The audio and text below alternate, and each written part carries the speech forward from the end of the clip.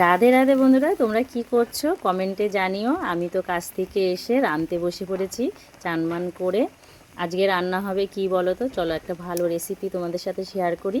আজকে এটা দেখতে পাচ্ছ কিসের মশলা বলো তো, ধনিয়া বেগুন হবে। তা এটা এখানে আছে। ফোড়নে কি দিয়েছি বলো তো, ফোড়নে শুধু শুকনো লঙ্কা, আর কিছু ফোড়নে দিবা না। আর মশলার মধ্যে যাবে হলো তোমার ধনেপাতা আর পেঁয়াজ, আদা, জিরে, লঙ্কা এটুকুই যাবে, রসুন। এই মশলাটুকু দিয়ে কষাতে হবে ভালো করে। কষিয়ে নিয়ে তোমার স্বাদ মতো তুমি নুন, যে যেরকম স্বাদ খায় সেরকম স্বাদে নুন দেবে।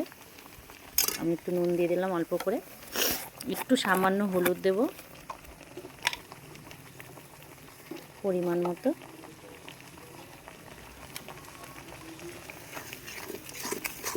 এইটুকুই হলুদ দেবো, বেশি হলুদ দেবো না। এই রেসিপিটারে বলে ধনিয়া বেগুন।